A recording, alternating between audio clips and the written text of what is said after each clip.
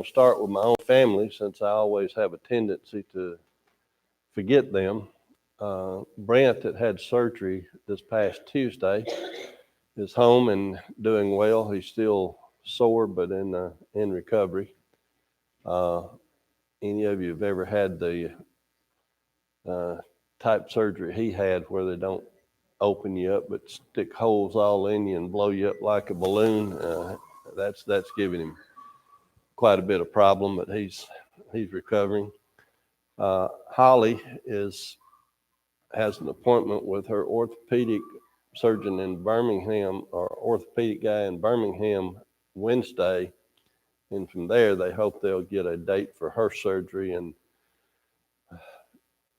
for insurance purposes, they're pleading that it's sometime this year, because if it goes into next year, they got to start all over. And as most of you know, these days, a lot of people's insurance, they have to come up with $6,000-7,000 before things even get started on the insurance. So pray for them on that. I was home not feeling well this past Wednesday night. You can probably still hear a little bit of residual stuffiness. I did watch, and I must say it's the first time I've ever heard anybody talking that compared a Q-tip and a but that was great. And I saw Brother Weldon here Wednesday night, and it's great. And he said his knee was bothering him a little bit today, but I hope that goes away. Linda Henderson is home getting over what we've got all had going around. Brother Turner just told me that his son Dennis has been diagnosed and has prostate cancer and will be going into surgery sometime soon. So we need to keep that family in our prayers. Brother Clunch is always in our prayers, and Sister Clunch. And who have I missed? Your dad is still doing okay on his recovering.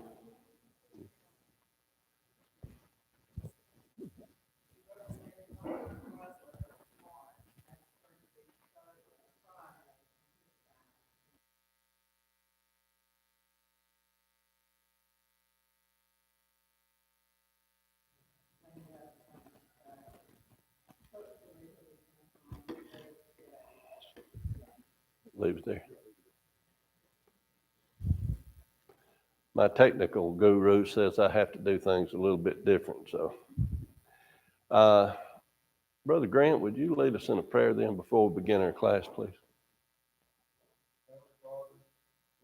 Really thankful for you providing each and every day a multitude of blessings.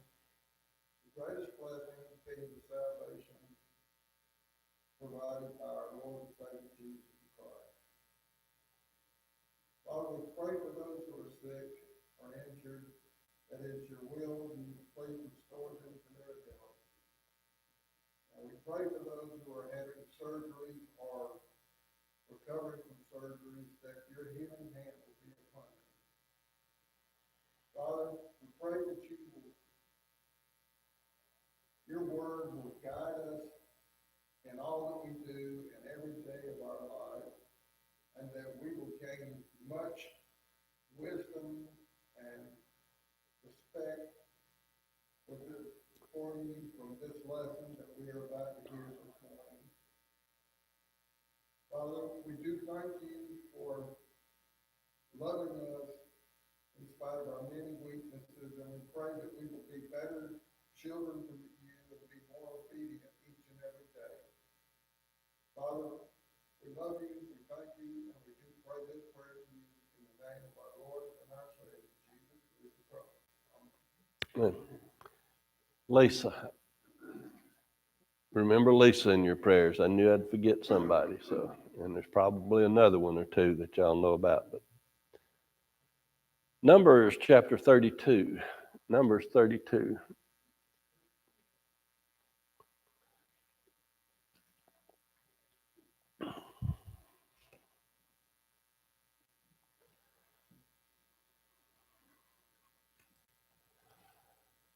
we're getting down to the part where the journey is basically over, and they're about to start going into conquer lands and start to divide up properties and such.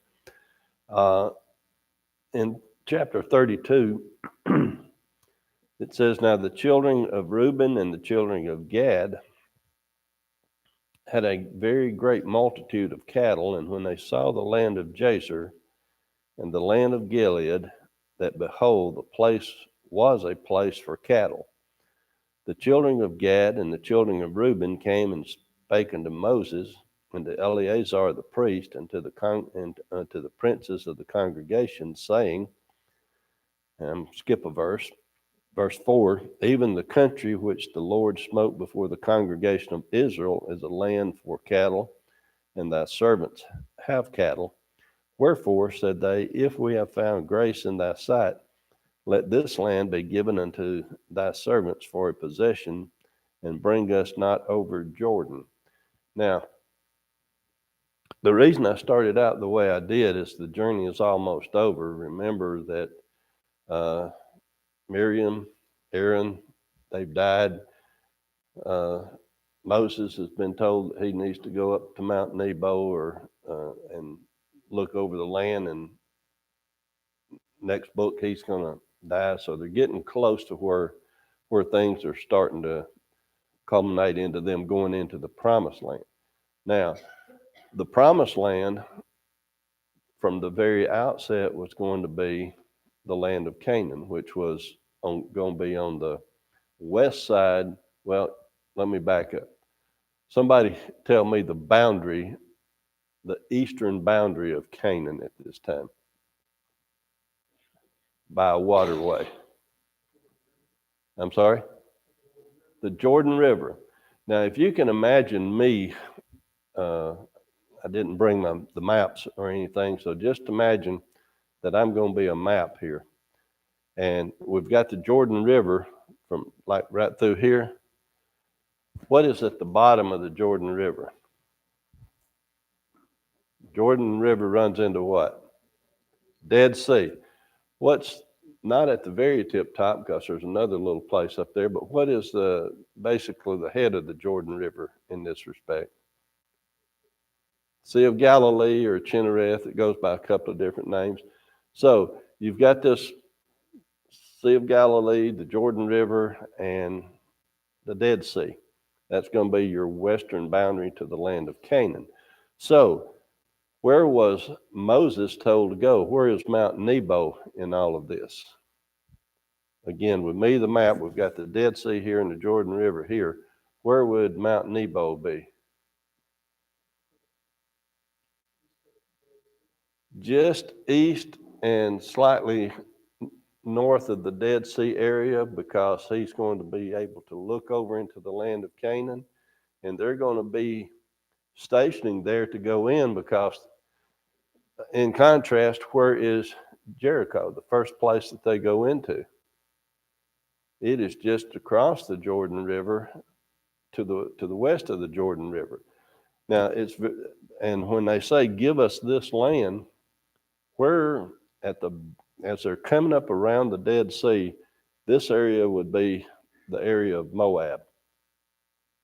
And when they're talking about here about all of this, if you can just imagine for a moment, Reuben and Gad, and they want that land, where is that land going to be placed in? It's going to be east of the Jordan River, and Reuben's area is going to be just about, if you just draw, if this is the Dead Sea, and Jordan starts here, almost in a straight line across is going to be from there up to almost the Sea of Galilee is going to be Reuben's territory. And then north of Reuben's territory around the Sea of Galilee is going to be Gad's territory. Now there's going to be another territory that's just slightly south of there, and that's going to be a half tribe that we'll get to in just a few minutes. But they're saying that this land is great for cattle. We've got all the cattle in the world, so let us stay here. Now, as all of you have read through this already, I know, or know the history of it, what are the conditions?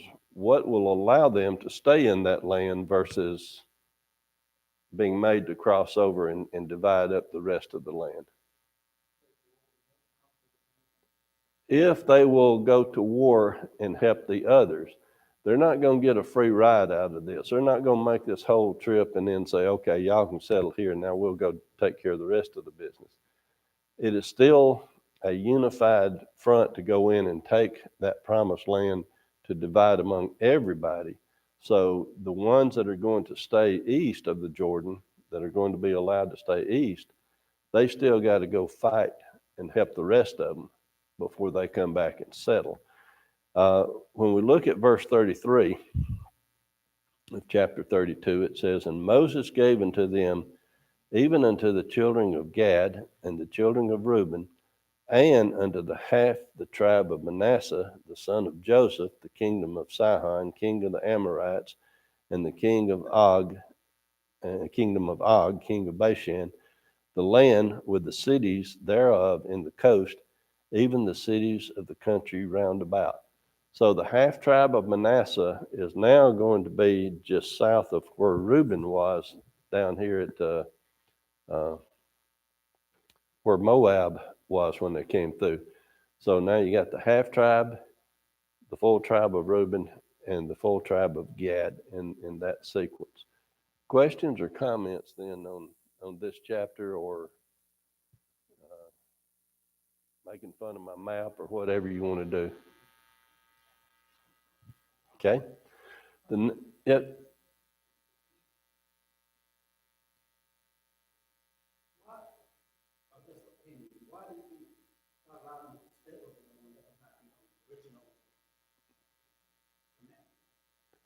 Well, this is just an opinion, but many times from Genesis 1:1 up to where we are now, and even later in Scripture, when people have asked God to do things, God has changed his mind, if it's been something that has been good and proper, not just a whim. And here, they had the people in this region were not favorable to God. They was against God. So why not just let them stay there and take over more land? They wasn't asking anything that was unreasonable. Yes, sir.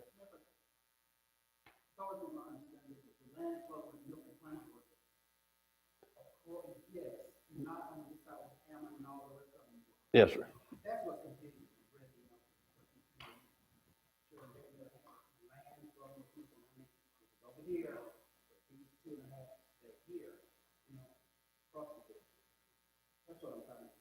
Okay, Brother Golden.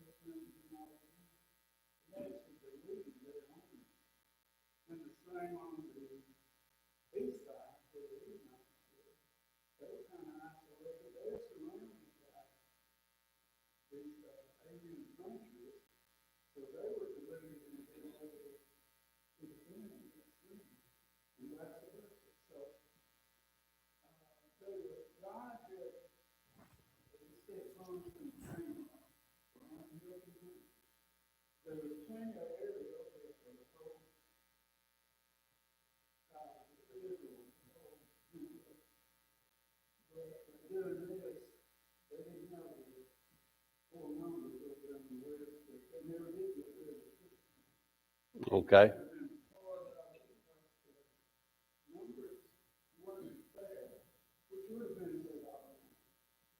Oh,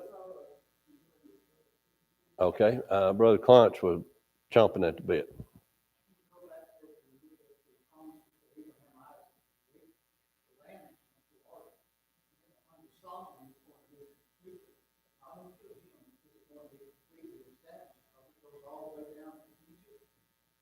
all the way up to the Euphrates. And so it's not still land. And so in a sense, they do have a right to this land. They, however, are asking for a certain portion, whereas the ones on the other side left up to Joshua as far as where they're going to be placed. Okay.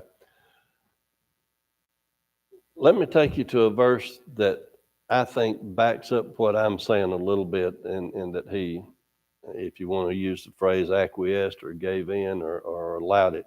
If you'll look at start with verse 21, start with verse 20, that starts the paragraph. In chapter 32, verse 20. Moses said unto them, if you will do this thing, if you will go in armed before the Lord to war. Now this is the condition that Brother Clunch had said had been placed on them, that they couldn't just settle there and do nothing. They had to go in and help conquer the rest of the land. And will go all of you armed over Jordan before the Lord until he hath driven out his enemies from before you, and the land be subdued before the Lord. Then afterward ye shall return and be guiltless before the Lord and before Israel, and this land shall be your possession before the Lord. See, I'm using that as the basis that Moses had I think had learned his lesson and wasn't stepping out and making judgment calls on his own. So he had the Lord's backing on this, I believe, personally. Yes, sir. Big ifs.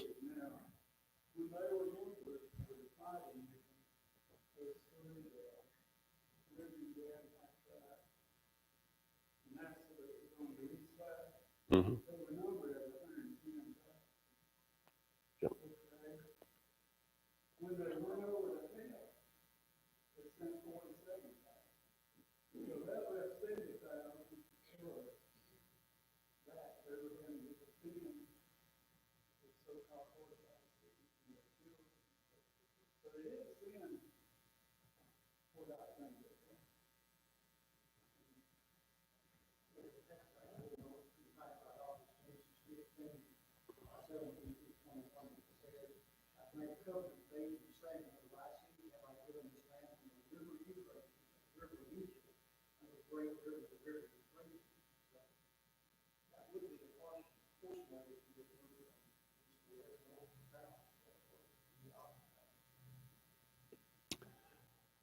And the Lord had sent, Moses, under the command of the Lord, had sent them out to war and conquer that particular portion of land also, previous chapters. But they get this land. Let's move on just a little bit. And I'm going to come up. I'm saving another point I've got to build on when we get there. So that takes us through chapter 32. Now, chapter 33, all of it, we have already looked at chapter 33 before when we were back in the book of Exodus, because I was using these two, Exodus and chapter 33, together to show the travels. Starting with verse 1 and 2, it says, these are the journeys of the children of Israel, which went forth out of the land of Egypt with their armies under the hand of Moses and Aaron. And Moses wrote their going out and according to their journey by the commandment of the Lord, and these are their journeys according to their going out.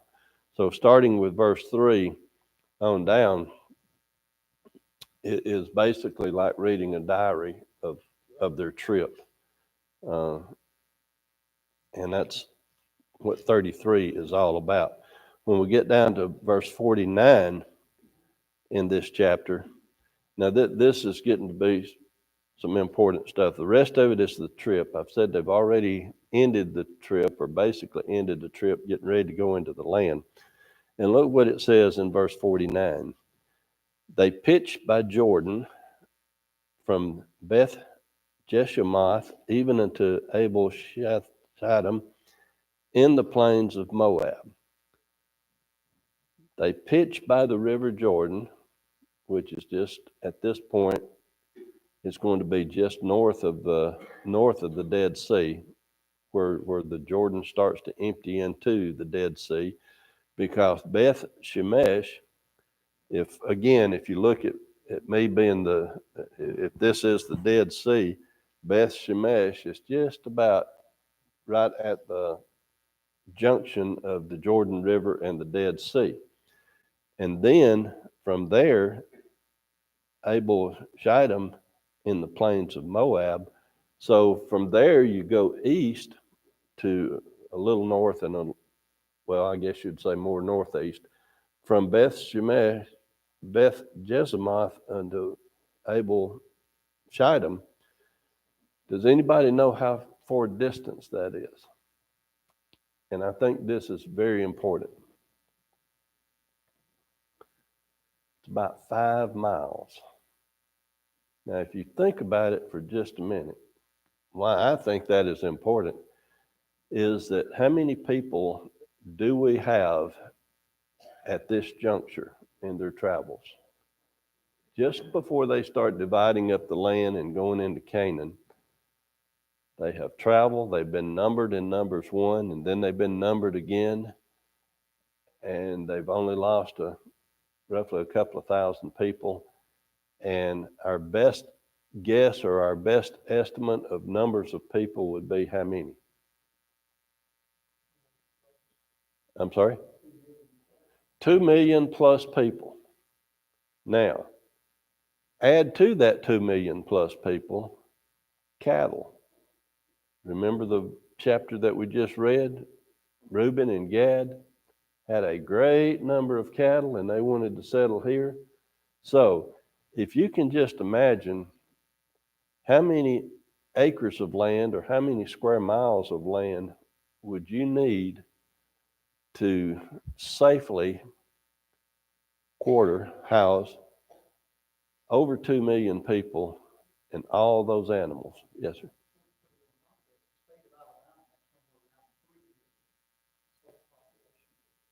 The state of Alabama has roughly 3 million people, and we know that kind of acreage. And from where we sit to the river bridge, well, if we go over to the interstate, if we go 14 to the interstate to exit 81, does anybody know what the first exit is off of, to the river?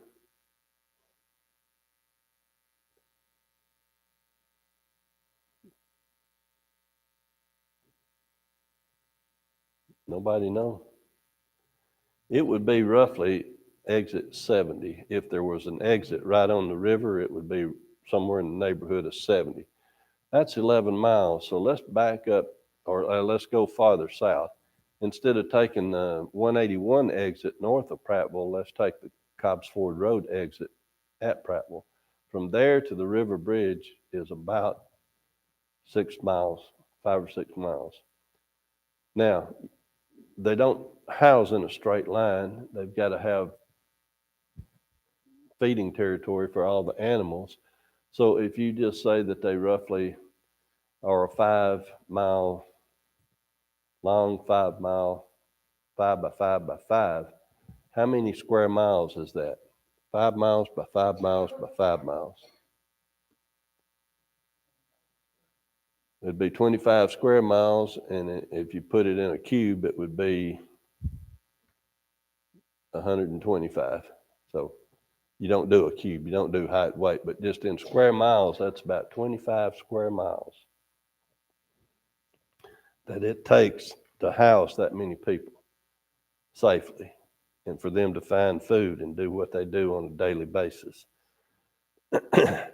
And then the Lord spake unto Moses in the plains of Moab by Jordan near Jericho, saying, and then that is just when he speaks to the children, tells them, when ye are passed over Jordan into the land of Canaan. So everything is getting ready for them to go into Canaan. Questions or comments then on chapter 33? When we get to chapter 34, starting in verse 1 through about verse 15, it deals with the boundaries of Canaan.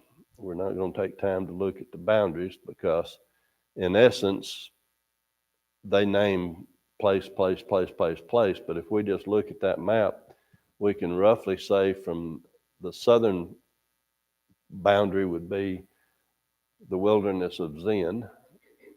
The eastern boundary would be Dead Sea, Jordan up to Jericho, but now they've got this land for Reuben, Gad, and Manasseh. And then the northern boundary is going to be just up above the Sea of Galilee. Huge territory there. Questions or comments through the territory? Chapter 16 starts by listing, yes, sir.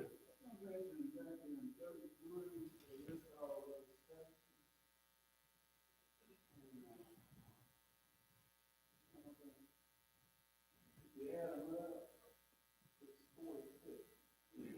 42 what? Oh, okay.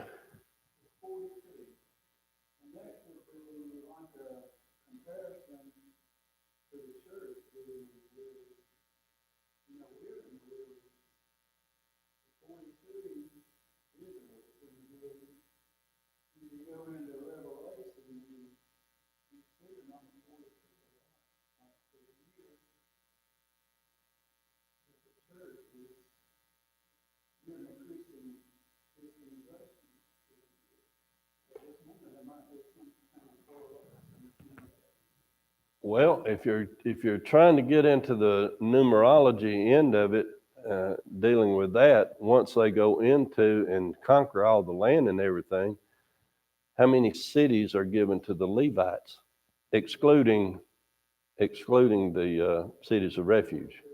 42, and then they get 6 cities of refuge. So they have a total of 48, but those 6 cities of refuge are a little bit different, so they're given 42. So we see that number come up again there. So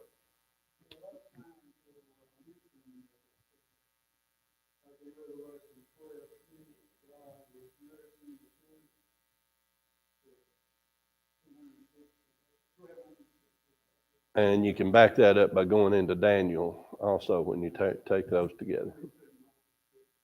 Yeah.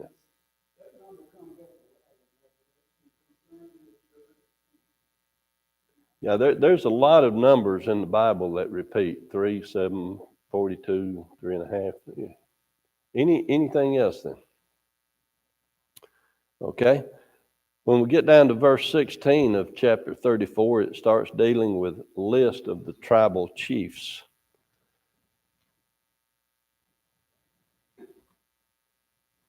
Not going to spend time going through because we'll just forget them tomorrow. So, but the tribal chiefs. So Numbers 34 gives you the territory and then the tribal chiefs. Now, when we get to 35, chapter 35, this is going to start building on some things that Brother Golden has just said there. When we look at the Lord spake to Moses in the plain of Moab by the Jordan near Jericho, saying, command the children of Israel that they give unto the Levites of the inheritance of their possessions cities to dwell in, and ye shall also give unto the Levites suburbs for the cities round about them. And the cities shall they have to dwell in, and the suburbs of them shall be for their cattle, and for their goods, and for all their beasts. So, when all the chiefs of the tribes were named back in chapter 34, they didn't name the Levites, and why not? The Levites were a tribe, but why were they never named?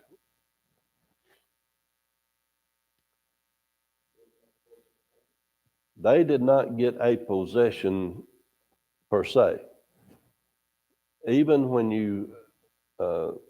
if you go all the way back to the Exodus and the tabernacle, they had all the tribes around it, but where were the Levites? They were in amongst that right immediately around the fence line, so to speak, because theirs was to take care of the tabernacle. So they didn't get a land as a possession. They got cities and places within all the territories. Yes, sir. Ruler would have been the high priest if that. Now, so they're going to be given cities. We've already mentioned that they're going to be given 42 cities, not including the cities of refuge. And they're going to have a main city. What is a suburb? And this is important when we get to another verse down here. What's a suburb of a city? It's an area generally adjacent to, immediately around, or something that's still, in today's terminology, a lot of times we call them bedroom communities. They're not really the business district or the center, but there's areas around where people live. And here it was for their cattle. Now, the reason that is important is when we get down to verse 4, it says, the suburbs of the city which ye shall give unto the Levites shall reach from the wall of the city and outward 1,000 cubits round about. So you've got your immediate city, the core, and the reason I'm going through this way is depending on which commentary you read or the people you read, they want to make this confusing. But if we go through it this way, I think it will be really clear. So the immediate city area is here, and from the wall of the immediate city, you go out 1,000 cubits. How many feet is that? 1,500 feet.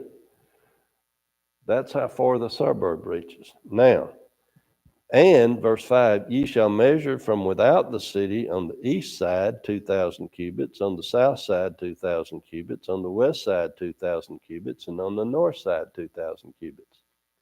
And the city shall be in the midst. This shall be to them the suburbs of the cities. So the reason I said it gets confusing is, one, we're told 1,000 cubits in one verse. Another verse tells us 2,000 cubits. But if you notice the wording, from the city outward is 1,000, and then without the city on the east. So you've got your core city, 1,000 feet out is your suburbs for the cattle and all, and then your other margin is 2,000 cubits on top of that. So in essence, from the city itself to the outside boundary would be 3,000 cubits. Does that make sense? Or have I confused you that much more? Okay.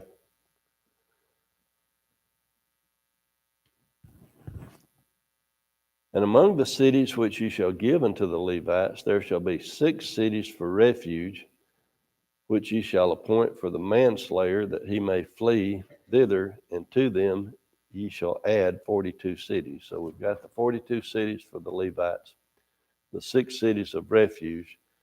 Now, here's the other point that I was going to make about Moses didn't do this on his own. He had God's backing, because where are 3 of those cities of refuge going to be? On the east side, with Gad, Reuben, and Manasseh, half tribe of Manasseh. So we've got those now 48 cities total. And the cities which ye shall give shall be of the possession of the children of Israel. From them that have many ye shall give many, but from them that have few ye shall give few. Every one shall give of his cities unto the Levites according to his inheritance, which he inherited. So everyone is responsible for helping out in this, proportionately. We're not going to take the time to go find book, chapter, and verse. I just want, if you just trust me on this one, or believe me on this one, that from the tribe of Judah and Simeon, those were the 2 largest tribes. There was a combination of 9 cities given to them from there. Naphtali was the smallest tribe. They gave 3. The rest of the tribes were of pretty much of equal size, and they gave 4 each.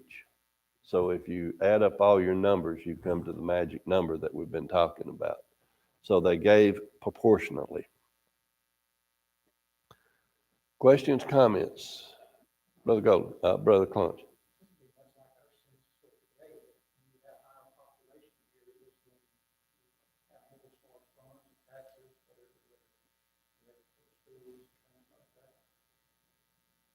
Yes, sir. Well, in essence, we can even look at the House of Representatives. You have numbers of representatives in the United States House based on population areas. So, very much so.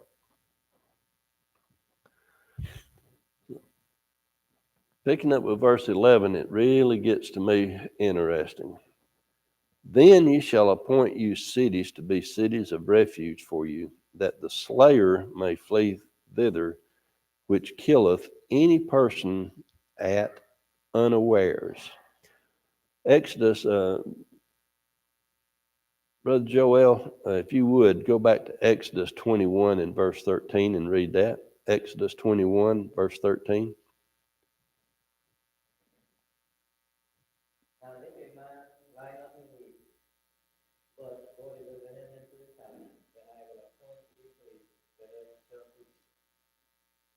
Okay.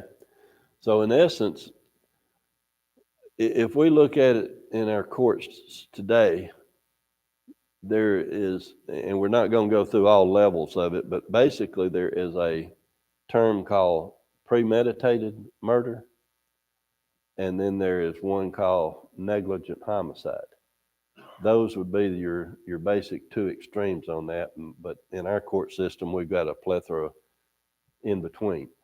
But here in the Old Testament, God is saying, if you lay in wait, if you purposefully kill somebody, you are under one standard.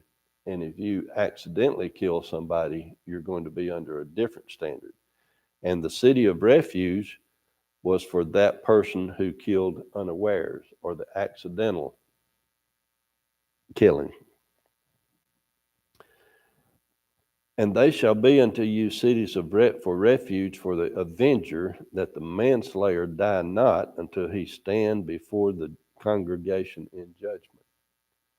You see, if we go all the way back into the book of Genesis and on forward up to where we are right now, in essence, the next of kin to a person that had been killed could kill the person that killed that person with no retribution, whether or not it was an intended or an accidental. Now, here we get down to the cities of refuge, where a person can go for refuge, but they are protecting who?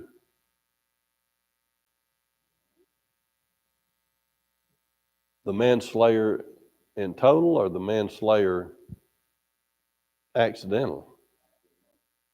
Okay. Yes and yes.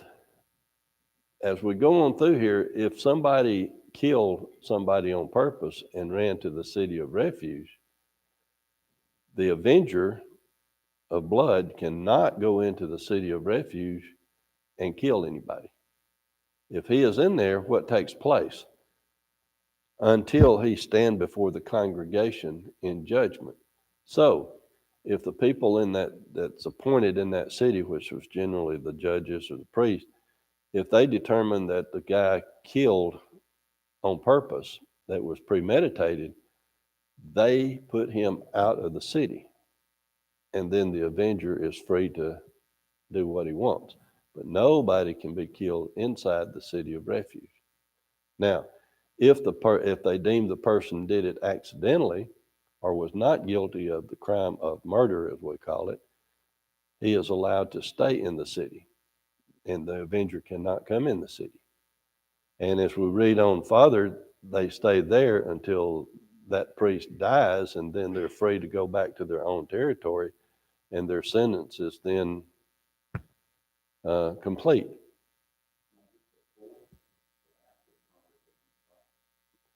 Uh, as to what part of that? Okay, the manslayer. Okay, let's just suppose for a moment that Jim and Terry kill somebody. Jim did it premeditated. His was actual murder.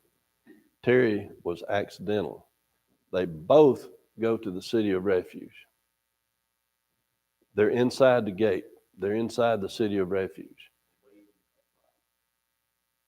His avenger, next of kin to the one that he killed, cannot come into the city and kill him, nor him. Now, they're put on trial. He's found you did it premeditatedly. You have to exit the city, and they kill him. And the avenger can then kill him outside the city. Terry, they say, well, his was accidental. You stay in the city, and the avenger can't kill him. Well, until the priest dies, then when the priest dies, your sentence is over and you're allowed to go back. And when that priest dies and you exit the city, the avenger still can't legally kill you, or now he's in trouble. So there was a sentence imposed on anyone that killed anyone, whether it was accidental or not. But one led to death and the other just led to if you call it a sentencing period, that they had to live in that city until that priest died, or incarcerated until that priest died.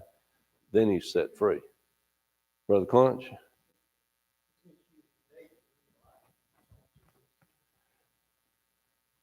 Well,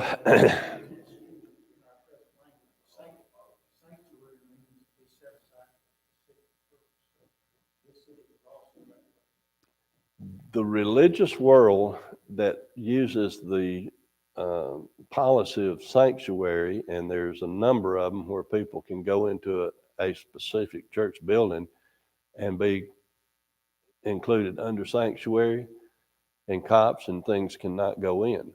But that is a group of people that misunderstand the teachings in the Bible. The Bible, the sanctuary cities were never intended to protect a guilty person. This ignored, okay. Okay, yes, ma'am.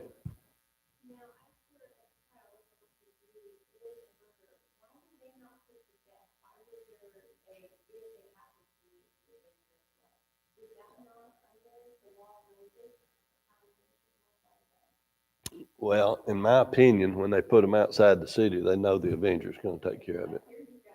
Yeah. Yeah.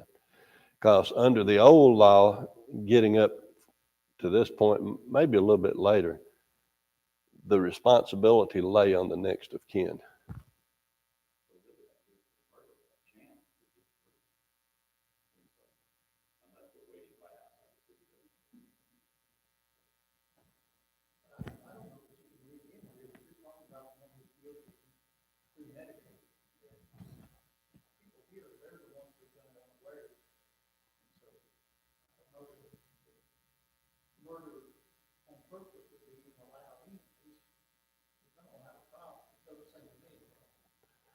Well,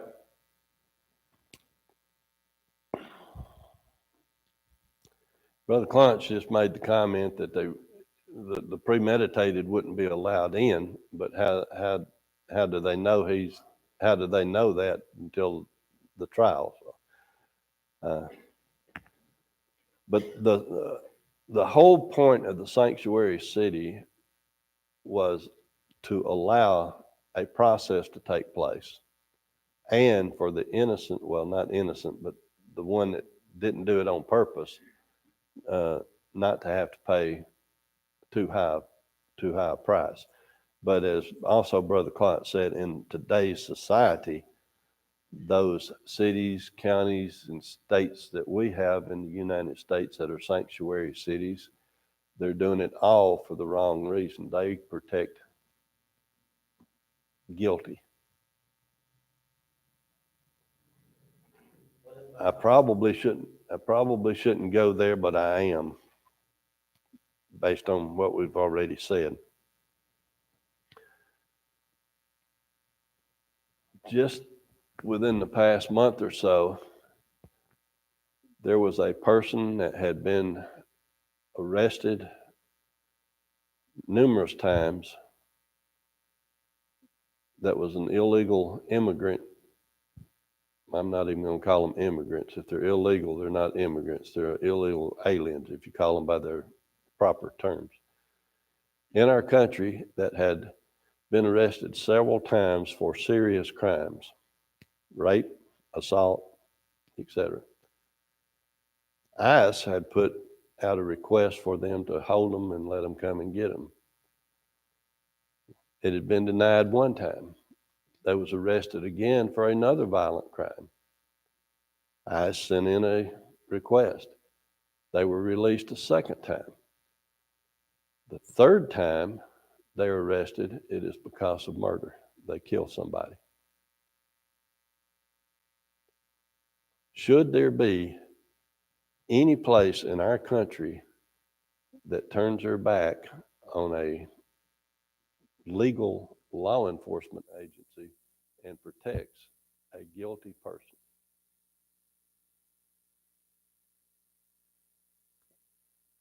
I'm going to get off my horse now. Thank y'all for your indulgence. You had something to say, sir?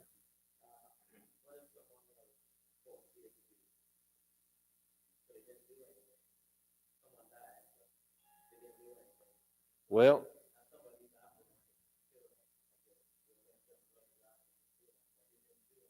if we go into verse 30 of this chapter, it says, whosoever killeth any person, the murderer shall be put to death by the mouth of witnesses, but one witness shall not testify against any person to cause him to die. So the process was there, and it was valid that it would take witnesses, several. Now, if somebody is falsely accused and witnesses, plural, what happened to Jesus? Witnesses, plural, were bribed and coerced and etc. So there's never going to be a 100% sure way of seeking justice. We can only do the best we can. Thank y'all so much for your comments and your attention.